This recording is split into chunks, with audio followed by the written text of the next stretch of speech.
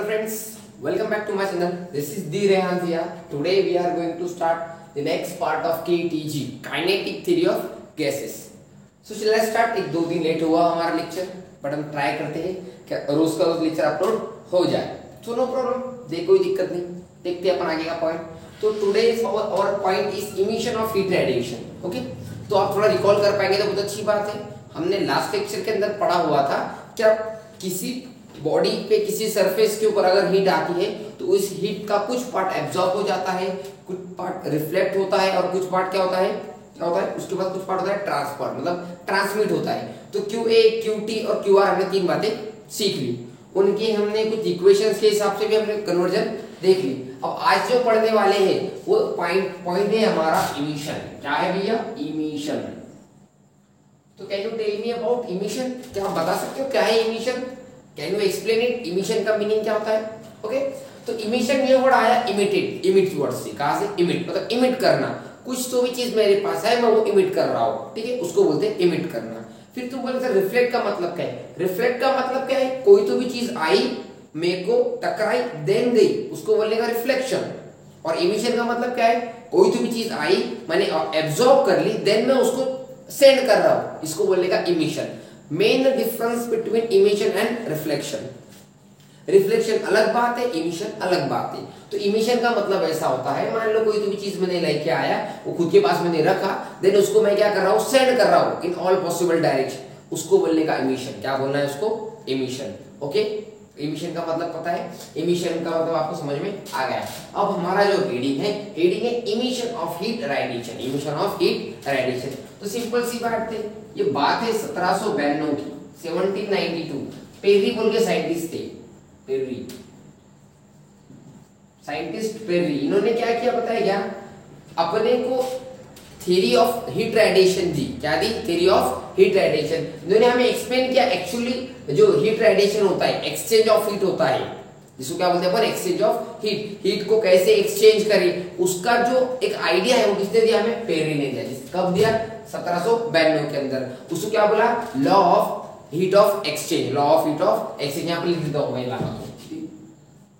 Law of heat exchange.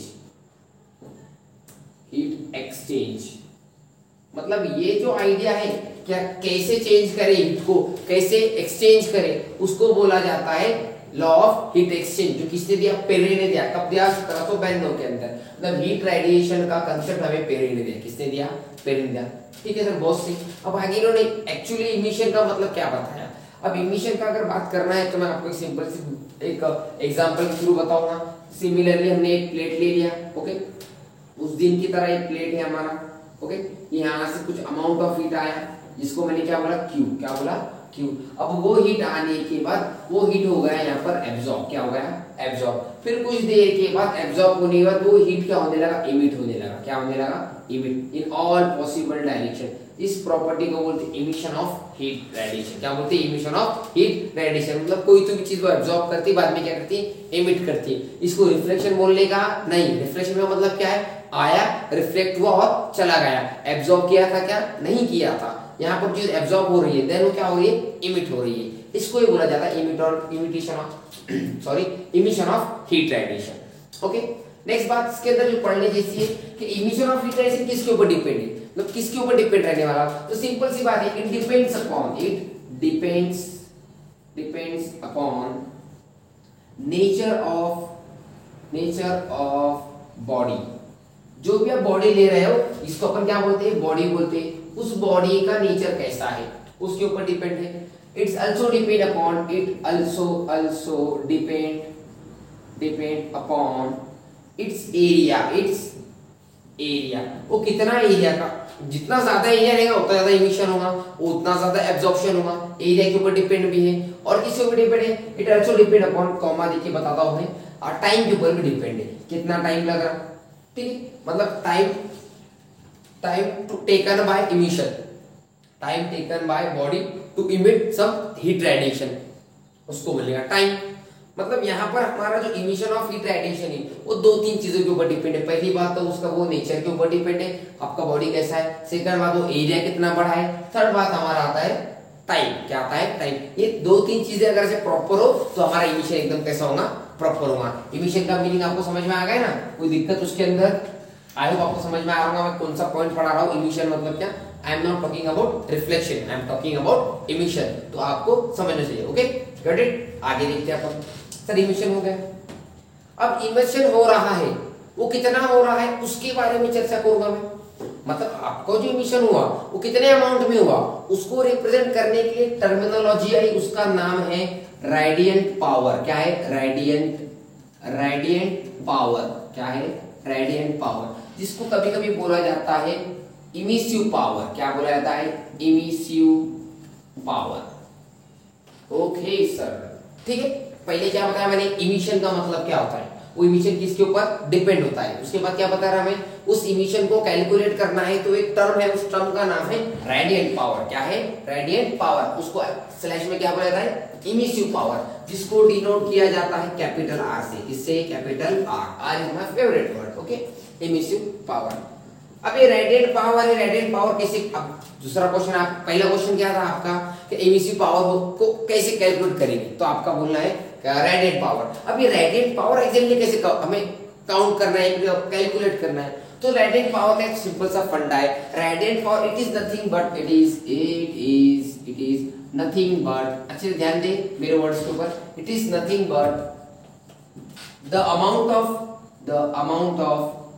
amount of heat radiation emitted per unit area per unit time. समझ में आया क्या बोला सर? नहीं समझा? फिर भी एक बार बताता हूँ। पहले डेफिनेशन इंग्लिश वाली पढ़ लेंगे अपन। It is nothing but amount of heat radiation emitted per unit area per unit time. ये कुछ और नहीं है, ये एक अमाउंट ऑफ हीट रेडिएशन है जो क्या हो रहा है? इमिट हो रही है। इमिट का मतलब समझ में आया ना? कोई इमिट होना मतलब इतना पावर इज नथिंग बट कितना आपका हीट रेडिएशन इमिट हो रहा है, कैसा? पर unit area per unit time, एक एरिया के हिसाब से कितना। अब मेरे को बोलो पर का मतलब क्या होता है? पर का मतलब डिवाइड। पर का मतलब क्या होता है? डिवाइड करना। किससे? एरिया से। और किससे? टाइम से। इसका मतलब वो किसको क्या है? Inversely proportional. पता है ना, कोई चीज अगर x इनवर्सली प्रोपोर्शनल y को है, मतलब अगर अपने को x को बढ़ाना है तो y को घटाना पड़ता है। पता है ना आपको बेसिक सा रूल से ये प्रोपोर्शनलिटी थ्योरम वाला। तो पर यूनिट एरिया मतलब जितना कम एरिया में से जितना ज्यादा हीट रेडिएट होगा उतना ज्यादा क्या रहेगा? Radiant power. मतलब आपको अगर रेडिएंट पावर बढ़ानी है तो कम एरिया के अंदर से ज्यादा हीट क्या करना पड़ेगी? इमिट करना पड़ेगी। और सिमिलरली कम टाइम के अंदर होगा तो बहुत ही अच्छी बात। सुने ना आपने? कम टाइम के अंदर ज्यादा हीट हमारी इमिट हो गई, उसको क्या बोला आपने? रेडिएंट पावर ज्यादा। तो फॉर्मूला कुछ ऐसा बनता है हमारा, रेडिएंट पावर को डिनोट किया गया R से। R is equal to it is nothing but amount of heat radiation, जिसको डिनोट किया जाता है कैपिटल Q से। किससे? कैपिटल Q से। Amount of heat radiation emitted per unit area को बोला जाता है A से। किससे? एरिया। और per unit time R is equal to Q upon AT। कोई दिक्कत? ये है आपका रेडिएंट पावर। क्या है? रेडिएंट पावर या फिर इमिसिव पावर। इसका मतलब क्या है? क्या रिप्रेजेंट करता है कि आपका होने वाला इमिशन कितने अमाउंट में हो रहा है उसको रिप्रेजेंट करने के लिए आने वाली क्वांटिटी है रेडिएंट पावर। R से डिनोट किया फॉर्मूला Q बटे AT। अब बात आती है यूनिट की। किसकी बात आती है? यूनिट। तो यूनिट सिंपल सा, Q मतलब होता है हीट एनर्जी, जिसका यूनिट है जूल। क्या है? जूल। एरिया मतलब मीटर स्क्वायर, टाइम का यूनिट है सेकंड, ये उसका एक यूनिट है। सेकंड यूनिट ये है जूल पर सेकंड होता है वैट। क्या होता है? वैट। पता है पावर का यूनिट वैट होता है, वर्क अपॉन टाइम। तो जूल पर सेकंड का मतलब वैट होता है, नीचे का मीटर स्क्वायर जैसे का वैसा। तो इसके दो यूनिट अपन बता सकते हैं। ठीक है। अगर डायमेंशन की बात की जाए तो डायमेंशन कितने होते हैं इसके? L0 L1 minus LMT minus 3, 0 1 minus 3 उससे क्या है? डायमेंशन से। तो डायमेंशन भी आपको याद रखनी है। एक बार चेक कर लीजिए ये डायमेंशन है क्या? आई होप ये होने चाहिए। अपने वैल्यूज पुट करके आप निकाल सकते हो। ये होती क्या हुए? डायमेंशंस। 99% सही है। ठीक है, तो रेडिएंट पावर इमिसिव पावर समझ में आया कि क्या है। आपको इमिशन ऑफ हीट रेडिएशन किसने एक्सप्लेन किया, कहां से लेके आया वो समझ में आया। किसने, पेरी ने लेके आया। कब लेके आया, 1792 के अंदर। कैसा क्या कंसेप्ट था उसका, ये कंसेप्ट था किसके ऊपर डिपेंड, वो भी देख लिया।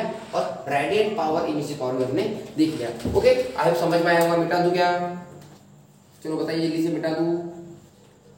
ओके चलो मिटाते हैं।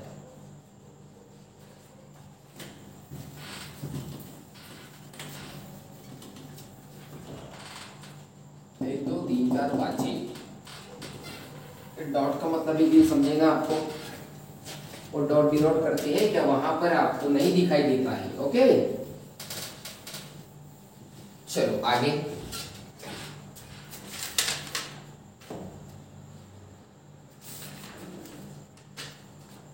अब जो नेक्स्ट पॉइंट है हमारा इंपॉर्टेंट पॉइंट, जिसको मैं स्टार करता हूं, जो आपको पता होना चाहिए। पेरिस साहब जो थे हमारे, पेरिस साहब 1792 के अंदर जो आए थे, जो आए मस्त आए, उन्होंने एक्सप्लेन किया अपने को हीट रेडिएशन के बारे में एक्सप्लेन किया। उन्होंने एक बहुत इंपॉर्टेंट बात बोल के गए हमें। वो ये बोल के गए कि हर बॉडी, नेचर में एग्जिस्ट करने वाली बॉडी, हर एक बॉडी, अपनी जो बॉडी होती है ना, वो बॉडी क्या करती है, इमिट करती है। क्या इमिट करती है, हीट रेडिएशन। क्या इमिट करती है, heat radiation at all temperature, हर एक टेम्परेचर के ऊपर, हर एक टेम्परेचर। मतलब उनका स्टेटमेंट, एग्जैक्ट स्टेटमेंट अगर बात करता हूं मैं, तो उनका बोलना है all bodies in nature emit heat radiation at all temperature। क्या मतलब, हर एक टेम्परेचर पे इमिट करता है, लेकिन बाद में वो बताते हैं eight all temperature, but that is, वो टेम्परेचर होना चाहिए above than not that। Okay, above than, यहीं पर लिखा 0 केल्विन, above than 0 केल्विन। ये ओके नहीं लिखा हमने, क्या लिखा हमने, 0 केल्विन। कॉल्ड एज 0 केल्विन नहीं लिखते यहाँ पर, वो लिखते above than absolute zero temperature. Absolute zero temperature का मतलब होता है 0 केल्विन। 0 केल्विन से ऊपर अगर किसी बॉडी का टेम्परेचर है, तो वो बॉडी क्या करती है, हीट रेडिएशन क्या करती है, इमिट करती है। अगर हमारा टेम्परेचर 0 केल्विन से ज्यादा है, तो हम भी क्या करेंगे, इमिट करेंगे। क्या इमिट करेंगे, हीट रेडिएशन। और similarly at the same time, at the same time it absorb heat energy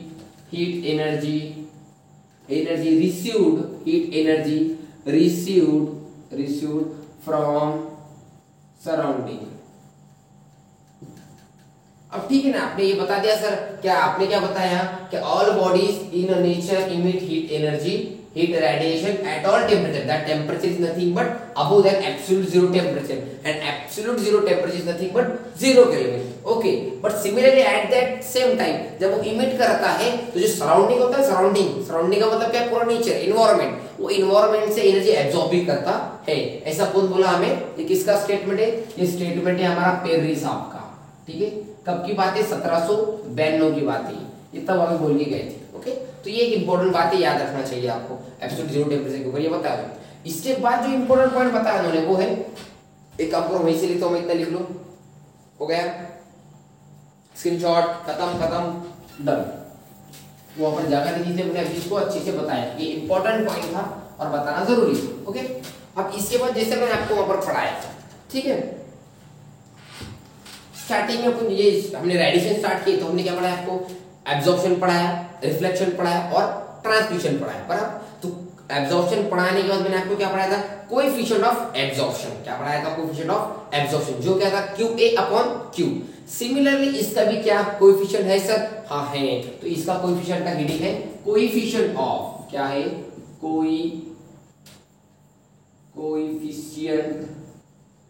coefficient of emission, मतलब इमिशन का कोएफिशिएंट, इसको इमिसिविटी भी बोला जाता है, इमिसिविटी, जिसको डिनोट किया जाता है छोटा ई से, किससे, छोटा e. It is the coefficient of emission. जैसा वहां पर कोएफिशिएंट ऑफ एब्जॉर्प्शन क्या था, it is the ratio of heat absorb to the total heat absorb to the totally. यहाँ पर हमारा जो डेफिनेशन है कोएफिशिएंट ऑफ इमिशन का, it is nothing but the ratio of जो अच्छे देख लिया बात सब समझ लेंगे। Coefficient of emission, the ratio of emissive power of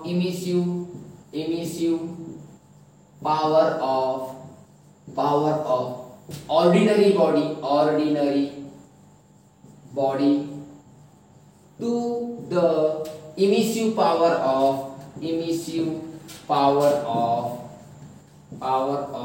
perfectly black body। Okay, हाँ सर थोड़ा अच्छे से बताइए क्या बताना चाहता हूँ।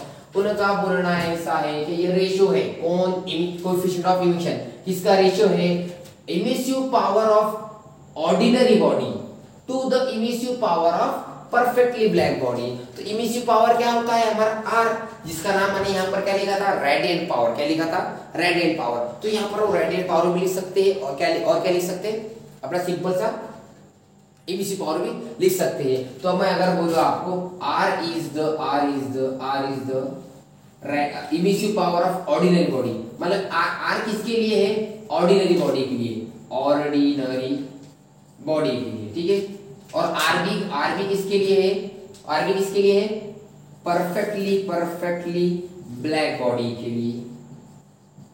तो R का मतलब होता है emissive power of ordinary body, RB का मतलब क्या होता है, emissive power of perfectly black body. इन दोनों का रेशियो का मतलब होता है इमिसिविटी। क्या होता है, इमिसिविटी।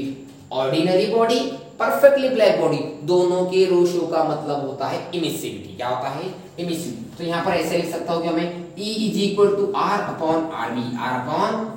अरे साला जमा, इसको ही बोलेगा coefficient of emission.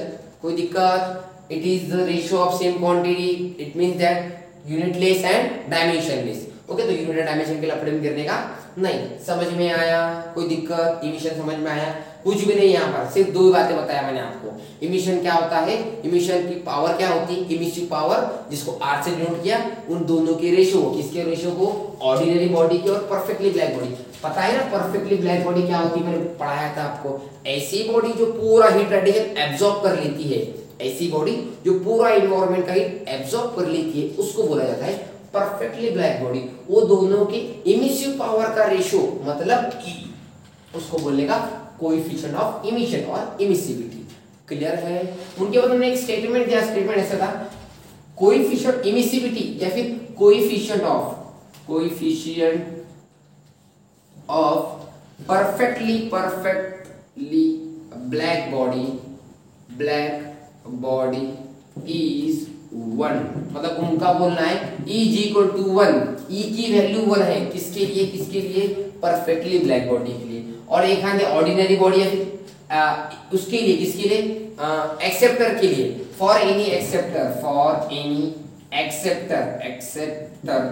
E is equal to 0। तो ये बात याद रखनी है, मतलब अगर कोई एक्सेप्टर है, उसको 0 है, और परफेक्टली ब्लैक बॉडी उसको क्या बोलना, E is equal to कितना है उसका, 1 है। तो याद रखो, दो बातें उन्होंने सबने को बताई हुई, ठीक है। कोई दिक्कत यहाँ तक, आई होप आपको समझ में आ रहा है, ठीक है। चलो मिटाता हूँ मैं, 20 मिनट हो गया हमारे लेक्चर को। चलो 1 2 3 खत्म। अब आता है आगे का पॉइंट, सिंपल सा पॉइंट एकदम। देखो अगर आप एक एक पॉइंट समझ के लेते हो तो आपको दिक्कत आने वाली बात इसमें कुछ भी नहीं है, ठीक है। Let's start.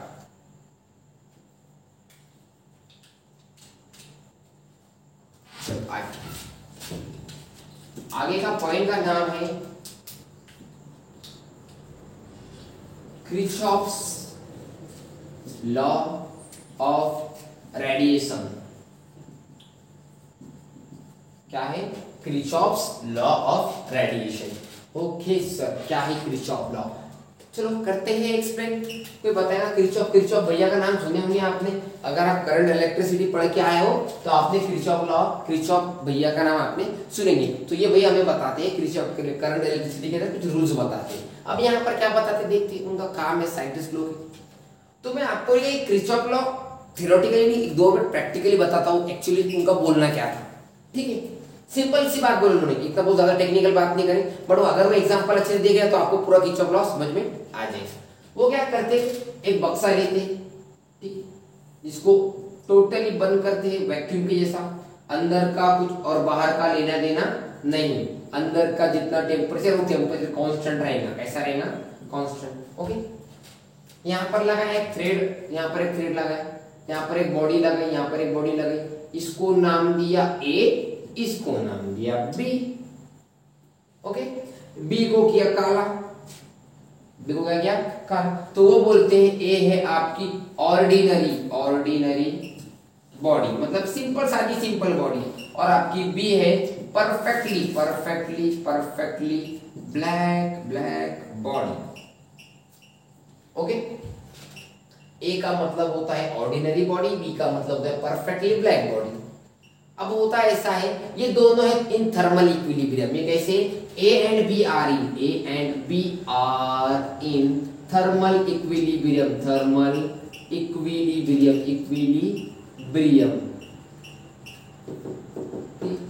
इक्विलिब्रियम का मतलब क्या होता है, दोनों का टेम्परेचर कैसा है, सेम है, कैसा है, सेम। ओके सर, कोई दिक्कत, कितना है वो पता नहीं, सेम। तो सिंपल सी बात है, अब ये ब्लैक बॉडी है, ब्लैक बॉडी का काम क्या होता है, पूरा का पूरा क्या कर लेना, एब्जॉर्ब कर लेना। तो यहाँ पर क्या होता है, जो ए बॉडी ना, ए बॉडी करती इमिट रेडिएशन, क्या इमिट करती है, रेडिएशन क्या करती है, इमिट। ये जितना इमिट करती है वो उतना क्या कर लेता है, एक्सेप्ट कर लेता है। ये भैया एक्सेप्ट कर लेता है ब्लैक बॉडी, और ये क्या करता है, इमिट करता है। तो यहाँ पर हमें ये प्रूफ, उन्होंने ये प्रूफ किया, उन्होंने क्या बोलना है, जितना इसने इमिट किया उतना ही इसने क्या किया, एब्जॉर्ब किया। It is called as Kirchhoff law of radiation. खत्म बात। क्या बहुत लॉजिकल था ये, क्या बहुत टेक्निकल था। मेरे हिसाब से अगर देखा जाए तो सिंपल सी बात है, इधर एक बॉडी इधर एक बॉडी, ये जितना देगा ये उतना लेगा, खत्म बात। ये अगर 5% देगा तो 5% लेगा, क्यों, बिकॉज वो पूरा कैसा है, थर्मल इक्विलिब्रियम। थर्मल इक्विलिब्रियम का मतलब होता है टेम्परेचर कांस्टेंट, खत्म बात। टेम्परेचर ही कांस्टेंट है तो कुछ लेना देना होने वाला नहीं, जितना इसकी औकात है जितना देगा उतना ये लेगा, और इसका काम ही लेना है परफेक्टली ब्लैक बॉडी, पूरी बॉडी एब्जॉर्ब कर लेना, पूरा हीट क्या कर लेना, एब्जॉर्ब कर लेना। किसका काम है, बी का काम। तो सिंपल सी बात है, the absorbed coefficient of absorption, उनका स्टेटमेंट एक्चुअली स्टेटमेंट है, it states that coefficient of absorption and coefficient of emission are in thermal equilibrium, that it means that A is equal to E, जितना absorb करेगा उतना ही emit करेगा, खत्म बात। समझ में आया, कोई दिक्कत, जितना एब्जॉर्ब करेगा उतना ही करेगा इमिट, या फिर जितना उसने इमिट किया उतना ही क्या करेगा, एब्जॉर्ब करेगा। कौन बोला ये, किरचॉफ बोला। देखो, it states that coefficient of absorption मतलब A is equal to coefficient of emission मतलब E, A are in thermal equilibrium मतलब क्या, दोनों टेंपरेचर सेम है, इट मींस दैट वो क्या कर रहे दोनों इक्वल है। मार्कर चेंज करता हूं। ओके, समझ में आया आपकी, A इज इक्वल टू क्या है हमारा E, किसके हिसाब से, किरचॉफ लॉ के हिसाब से, बाय यूजिंग दिस एग्जांपल। तो डायग्राम अच्छे से निकालो और इतना लिख लो। ओके, कोई दिक्कत, आगे का बता दो। एक किरचॉफ लॉ का स्टेटमेंट था। अब थ्योरेटिकल प्रूफ की अगर तरफ जाते हैं हम, तो सिंपल सी बात है, पढ़ाई गई है उसके बारे में बात करेंगे हम, ठीक है। ओके, बेटा तो इतना बचा था बस स्टेटमेंट। अब देखा, मैं सिंपल सी बात कर रहा हूं। ओके, एक बॉडी है, ये बॉडी नंबर A, ये बॉडी है बॉडी नंबर B, ये है ब्लैक बॉडी, ये क्या है, ब्लैक बॉडी, ये सिंपल बॉडी है, ठीक है। अब अगर मैं बात करता हूं, ये बॉडी कुछ तो भी एब्जॉर्ब कर रही है, क्या कर रही है, कुछ तो भी एनर्जी एब्जॉर्ब कर रही है। इसका मतलब कुछ तो अमाउंट ऑफ एनर्जी में यहाँ पर इसके पास आया होगा क्यू में, थोड़ा बहुत रिफ्लेक्ट होया होगा, थोड़ा बहुत ट्रांसमिट होया होगा, और थोड़ा बहुत क्या आया होगा वहां पर, एब्जॉर्ब आया होगा। तो by using this rule, by using last lecture, क्या मैं ऐसा लिख सकता हूं, A is equal to QA upon Q। कोई दिक्कत किसी को, क्या ये पढ़ाया था मैं, coefficient of absorption is equals to heat absorb to the total heat, कितनी हीट एब्जॉर्ब होती है कितने में से, उसके रेशियो क्या बोला आपने, क्यों बोला, कोई दिक्कत यहाँ तक। अब यहाँ की बात, अब इसको अगर मैं थोड़ा अपडेट करूं तो ऐसा लिख सकता क्या मैं, A into Q is equal to Q A, कोई दिक्कत यहाँ तक है क्या, नहीं होनी चाहिए आप, ठीक है। सेकंड बात, अगर इसके, अब देखो क्यू ए मतलब इसने यहाँ तक आपको समझ में आ गया, दो मिनट बॉडी बी को हम साइड में रखते हैं, यहाँ तक आ गया क्या, मैंने क्या बताया, टोटल हीट आती है, टोटल हीट में कुछ एब्जॉर्ब होती है, कुछ रिफ्लेक्ट होती है, कुछ ट्रांसमिट होती है, तो जितनी एब्जॉर्ब होती है उसमें से हमने ये रूल हमने पढ़ा था, ये हमने फॉर्मूला पढ़ा था, बाई यूज में ऐसा लिख सकता हूँ। अब मेरे को बता, वो जितना एब्जॉर्ब करेगा, वो जितना एब्जॉर्ब करेगा क्या उतना ही इमिट करेगा। अब जितनी भी उसने एनर्जी एब्जॉर्ब कर ली, मान लो ये सब बाकी बातें हमारी खत्म हो गई, जितनी भी एनर्जी उसने एब्जॉर्ब कर ली, कुछ टाइम के बाद एक टेम्परेचर मिलने के बाद, मतलब 0 केल्विन से ऊपर आने के बाद वो क्या करेगा, इमिट करना चालू करेगा। क्या इसको हम रिफ्लेक्शन बोलते हैं, नहीं, इसको रिफ्लेक्शन हम नहीं बोलते, मैंने पहले आपको क्लियर किया था। रिफ्लेक्शन मतलब क्या, आया टकराया चला गया, और इमिशन मतलब क्या, आया एब्जॉर्ब हुआ देन हम इमिट कर रहे हैं, उसको क्या बोलेगा, इमिशन। तो इमिशन को किससे कैलकुलेट किया हमने, इमिसिव पावर से, किससे, इमिसिव पावर, जिसको हमने रेडिएंट पावर बोला था, जिसको R से डिनोट किया था। तो मैं ऐसे लिख सकता हूं क्या, उसने जितना एब्जॉर्ब किया, जितना Q है मतलब क्या, heat absorb is equals to R, उतना ही उसने इमिट किया, उतना ही उसका क्या रहेगा, रेडिएंट पावर। समझ में आ रहा, जितना ज्यादा एब्जॉर्ब करेगा उतना ज्यादा रेडिएंट पावर। तो QA कितना है तेरा, R, तो इसके अंदर पुट कर, तो A इंटू क्यू जैसे का वैसा QA की जगह पे R लिखता हूँ, इसको बोलता हूँ मैं इक्वेशन नंबर 1। क्या सर सब डब्बे बना लिया, और सब डब्बे बनाने की जरूरत नहीं है, ऐसे इक्वेशन के थ्रू जाएंगे अपन, ठीक है। मेन इक्वेशन हमारा ये 1 2 3, लास्ट इज इंपॉर्टेंट, ओके, हो गया खत्म बात। मतलब यहाँ पर ये इक्वेशन बनी, कैसी बनी समझ में आपके, पहले ये था, यहाँ से ये बनाया, बाद में वो तो जितना वो किसी ऑर्डिनरी बॉडी की बात करें अपन ने, तो क्यू है वो क्या होता है, R होता है, क्या होता है, R होता है। अब बात करता मैं किसके लिए था, ऑर्डिनरी बॉडी के लिए, किसके लिए था, ऑर्डिनरी बॉडी। अब मैं बात करता हूँ किसके लिए, perfectly perfectly perfectly black body, इसके लिए बात करता हूँ मैं, परफेक्टली ब्लैक बॉडी। मान लो ये ब्लैक बॉडी है, ओके, मेरे को बताओ ब्लैक बॉडी का काम क्या था, जितनी हीट आती है Q, जितना Q आता है उतना क्या कर लेना, एब्जॉर्ब कर लेना, और बाद में क्या करना, उसको धीरे धीरे क्या करना, इमिट करना। समझ में आया, यहाँ पर कोई भी हीट रिफ्लेक्ट होती क्या, नहीं, कोई भी ट्रांसमिट होती क्या, नहीं, यहाँ पर ना रिफ्लेक्शन होता है ना ट्रांसमिशन होता है, यहाँ पर सिर्फ और सिर्फ क्या होता है, एब्जॉर्प्शन। तो मेरे को बताओ जितनी हीट टोटल थी उतनी उसने एब्जॉर्ब कर ली, उतनी वो क्या करेगा, इमिट करेगा, मतलब, और इमिशन को रिप्रेजेंट किसने किया, R ने। R मतलब क्या, रेडिएंट पावर, R मतलब क्या, रेडिएंट पावर, जिसको डिनोट किससे किया गया, दूसरा नाम क्या उसका, इमिसिव पावर। क्या है, इमिसिव पावर। कंफ्यूज होने का नहीं सर, कभी तुम इमिसिव बोलते, कभी तुम रेडिएंट बोलते, अरे भाई इमिसिव और रेडिएंट सेम है, okay.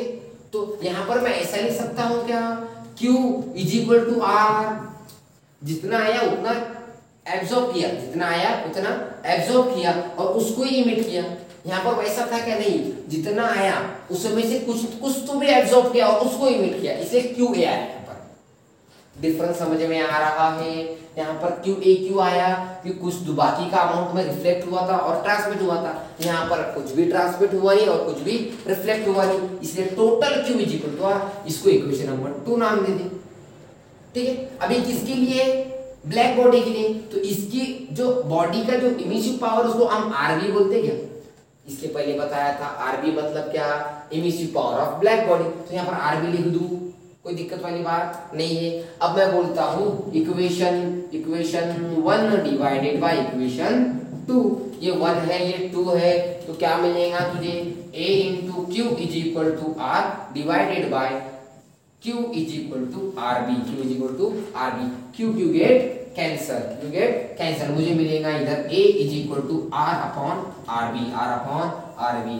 This is called as Kirchhoff law, this is called as Kirchhoff law ने ये हमें प्रूफ करके दे दिया, ओके। आया समझ में, कोई दिक्कत किसी को, क्या हमने कैसे किया समझ में आया, ये स्टेप को थोड़ा अच्छे से रिवाइज करो, समझ में बहुत अच्छे से आएगा। मैं थोड़ा इधर का मिटाता हूँ, ओके, कोई दिक्कत वहां तक, A is equal to R upon RB, A is equals to R upon RB। तो हम ये बोल सकते हैं किरचॉफ लॉ के हिसाब से, Kirchhoff law states that the coefficient of absorption is nothing but the ratio of emissive power of ordinary body to the emissive power of perfectly black body. समझो क्या नहीं समझो? 100% समझो। अब मेरे को बताओ, अब मैं आपको थ्योरेटिकल प्रूफ दे रहा है, ये कैसे हो गया आपके थ्योरेटिकल प्रूफ। ए मतलब क्या है हमारा, ए का मतलब ई है क्या? ई कौन बोला रे? मैं बोला नहीं, ये कौन बोला? हमें ये बोला किरचॉफ। क्या बोला? कौन बोला? किरचॉफ। किरचॉफ का पहला स्टेटमेंट ही ये था, जितना एब्जॉर्ब होता है उतना इमिट होता है। तो बाय यूजिंग दिस, क्या तू इसको यहाँ पर पुट कर सकता है? हाँ सर। तो जहां पर ए वहां पर ई पुट कर, E is equal to R upon R B. अरे साला, ये तो हमारे को डेफिनेशन थी। क्या ये डेफिनेशन है ई का? ई मतलब क्या? Coefficient of emission. क्या होता है? It is the ratio of क्या? Emissive power of ordinary body to the emissive power of perfectly black body. Hence prove, hence prove. इसका मतलब हमारे किरचॉफ भैया सही बोल रहे थे। उन्होंने घुमा फिरा के वही बोला जो हमने 2 मिनट पहले सीखा, बट उसने कितना घुमाया फिर समझ में आया आपके? ये पॉइंट इंपॉर्टेंट है, ऑर्डिनरी बॉडी और परफेक्टली ब्लैक बॉडी। ये लेक्चर बहुत अच्छे से करना, जेईई नीट के अंदर क्वेश्चन बन सकता है। और आई होप आपको क्वेश्चन कंसेप्ट समझ में आया होगा। देखो ये इधर का नहीं है, ठीक है, ये नहीं, ये पहला था ये, उसके बाद इतना। कैसे लिखेंगे आप? Ordinary body, perfectly black body, equation 1 और 2 को डिवाइड किया, ये इक्वेशन भी, इसको एज इट यहाँ पर लिखा और बाद में इसके नीचे। ठीक है, so thank you so much. I hope आपको पसंद आया होगा। प्लीज दोस्तों के साथ शेयर कर सकते हो आप, लाइक करो, शेयर करो, सब्सक्राइब कर लो अपने चैनल को। और आपको कम से कम समय के अंदर ज्यादा से ज्यादा ज्ञान देने का मैं वादा करता हूँ। ठीक, so thank you so much.